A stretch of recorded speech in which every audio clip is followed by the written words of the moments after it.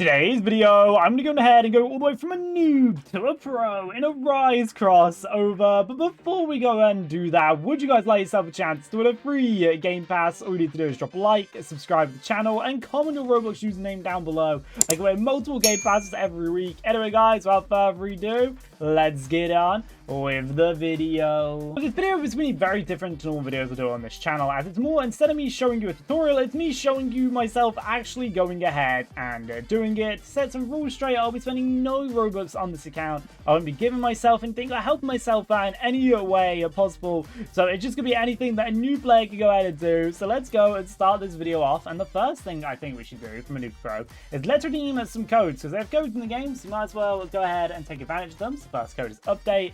Then we can go ahead and redeem a code. I think it's Dragon Blue.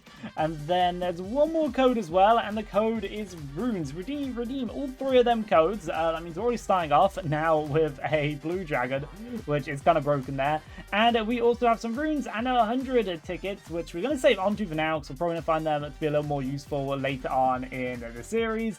But hey, we're going to have to do the very boring thing, which every player unfortunately has to do when they very first start, and that's going to be punching this NPC, which this other guy is also getting low. So we're teaming up with another NPC, not an NPC, another noob, and we're going to be beating it together, Doodoo. Oh, how I remember beating you 20 million years ago. And wow, we got first try. Actually, I think we got for like the first few last time I did it. Maybe I did. Maybe I didn't. I forgot. Wait, we even have to equip them. Oh my.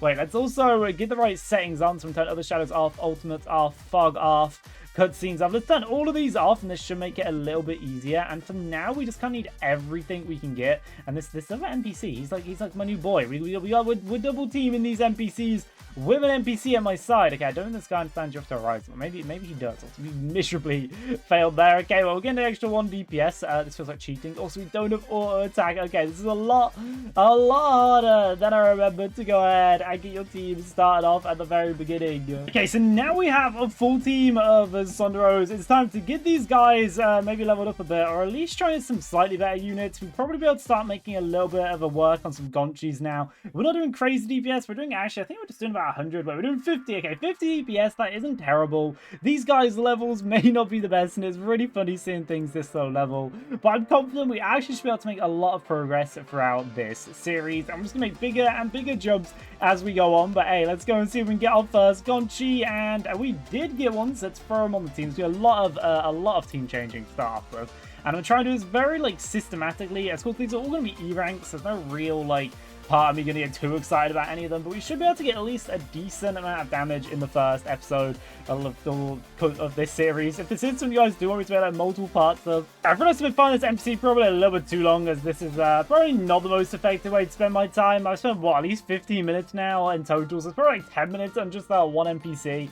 But the Ant event is just when it started, or the Doodoo Island event has started, and I'm actually gonna give this place over Lux if anything worth taking out, because you get some pretty good stuff off this place. It's the only place other than dungeons where you can get B ranks plus. Not that we're at all looking at B ranks right now, we should even get C rank, but I just want to see how weak are the weakest NPCs in this island, as we may have a chance of being some. I don't think there will be any red ants, man. I have a feeling they're going to be the weakest. And this big dragon, although it's cool for movement, it's also a massive dragon. So suppose there is cons to it. And is that okay, so that's a high level one. So I think the weak ones spawn at the front. Okay, 100k health.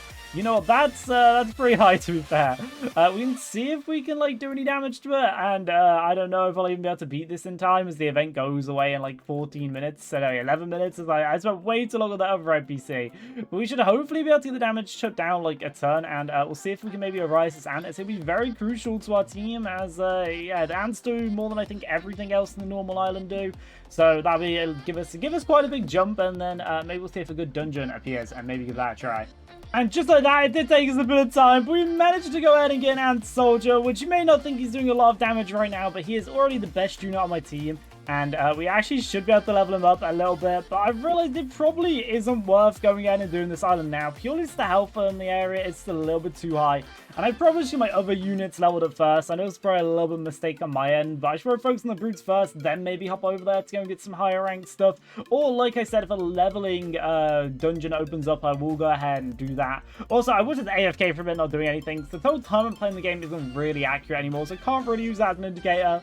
But these guys with 10k health, I'm probably doing more than enough damage now to actually go take out, or at least get a good chunk down on. My DPS has went up to about 400 as well. I think everything else now been leveled up, so we can take on them pretty fast, which means definitely the next time the island spawns in, I'll be able to destroy a ton of the enemies over there. So I want to at least get probably, what, a full D rank team, because E rank is really not too much, and we kind of need to progress up a lot to make this team a lot stronger. So trying to rise from these guys. I'm not sure what rank these guys are. If we're lucky, I think we get them up as they aren't brutes, but I'm kind of just adding some more XP to my team before I try and do the brutes, as that seems like the smartest method to do at the moment. So it's quite important to mention that brutes are actually really worth doing. Also, when we go for the better brutes, as levels don't really matter too much on the NPC that you're beating, because a lower level will usually mean like even a 2-level difference on this guy and like the one NPC over here.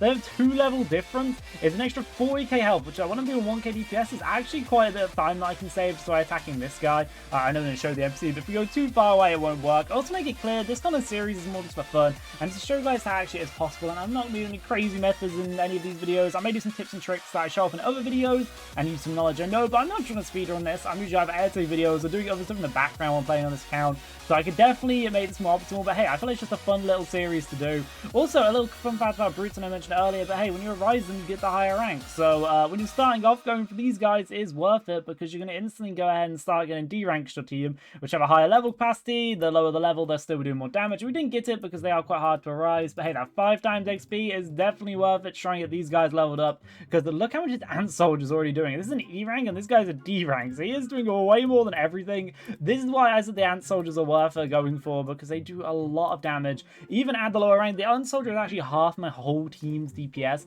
Now, we probably should have done this a little bit more before, but at least it means the next time the Doodoo Island opens, we're going to be able to like take out a bunch of Ant Soldiers and get a little Ant Soldier team going on. And wait, Doodoo Island is just about to go spawn for the second time, and we're doing about 5k DPS now. I've literally been AFKing that for, I don't know, 10-ish minutes, basically like the time in between things going ahead and spawning. And that's one fun thing about this game, is you don't need to be super active on it, and I kind of like that, because, like, don't get me wrong, you still have to be involved in the game, and you still have to be there to, like, progress through the game, but you can take breaks every now and then. You can go do things. Anyway, we're going to go to the Doodoo Island, and I'm going to try and beat some of them weak ants again, because they are by far the strongest on my team, even though, actually, wait, I think it is the highest level now, but even when it wasn't the highest level, it was still doing, like, tons more damage than the ones that were stronger than it, purely just because of basically how it's ranked compared to the rest of them. It's the best you can get in the starting area, so it's 100% worth, I'm pretty sure, me getting a few of these guys, and seeing if we can take our DPS to the next level. As I expect, I'm going to get a good chunk of damage done these guys, which I'm not being the ones with millions of health. That'll probably be in a future part of this series. That's 380k, again, not really what we're after. I want to look for another 100k health bomb,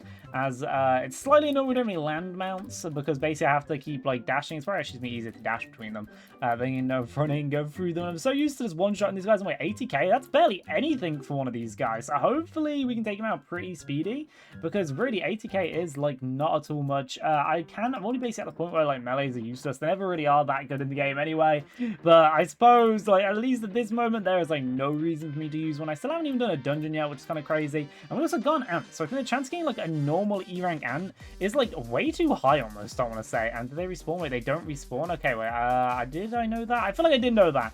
Usually you can tell by the health is how much the health they have. It's by like the size of them. So this one does 320. It's probably not desirable to go for, but it's still, with my higher damage, it doesn't take me too long to go beat. Anyway though, I'm going to build up a little bit of an ant army, then I'll get back to you guys. So we've actually just made our way over to Grass Village, as I kind of realized I'm strong enough now to beat the NPCs on Grass Village. And as I mentioned earlier, it's the like brute you want to go ahead and find. I'm actually not at all sure where the brute for this guy is located. We may just go ahead and try and see if we can do the other brutes.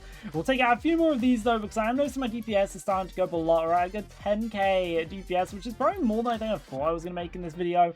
And if we wanted to do a brute over here, how much damage we need to do? Okay, we need to do millions to beat the brutes. It's probably something we're going to avoid for the time being, unless I can find a brute for these guys. Now, there usually is a brute for most NPCs, although sometimes I feel like they do miss them, or maybe sometimes I'm just a little too blind to find them. But yeah, I can't actually, no, here it is. Wait, there is brutes for all the NPCs. I feel like there usually is, but I can't see where he's at, and here's way too much, 93 million. Yeah, that's maybe a little bit too much out of pocket. These guys, 16 million. The only real NPC we can be over here is these guys. But it proves how broken the ants are, because they are basically like skyrocketed my progress through this game by a crazy amount. I can still looking at D rank one of these, which I think is better than a D rank ant. But in a bit, or at least next time a Doodoo Island spawns, we can actually go ahead and try to do the D rank version of it. I'm not gonna lie, I was gonna have the video up there, but then the E rank leveling went ahead and spawn, which are actually probably strong enough to maybe even start an S rank leveling. Not that we'll be able to beat half the NPCs there, but either way, we can try and do this E rank. We could have used the crystal, I suppose, to get the rank of it up the higher. But hey, we're not gonna work doing that, or whatever it's called. The new things you use in the game. We could have used my brain's having a non-brain work moment. I could use a rank up rune, but hey, we didn't do that. I'm gonna see if we can actually now do this as our first dungeon, and wow, we will easily be able to clear it. Like super easily be able to clear it. The only downside is a lot of the NPCs here probably aren't really worth me going for. But anyway, I'll quickly speedrun the end dungeon, because it really, like I said, it shouldn't be much of a challenge. So I'm going to speedrun to the end of the dungeon, and then I don't know, I'll show you guys the boss fight and see if we can maybe get an Icarus, because that'd be kind of cool if we could. And finally, at the Icarus, it is only an E rank, so I don't even know if it'll go on my team. But hey, he's cool nonetheless. So let's go ahead and quickly beat him. Actually, I say quickly. He's got 500% KL, put about 25k damage. I mean, we'll be able to do it in relative time. I also turn on auto destroy, and I've mentioned this on a lot of videos, but I suppose I'll throw it in here.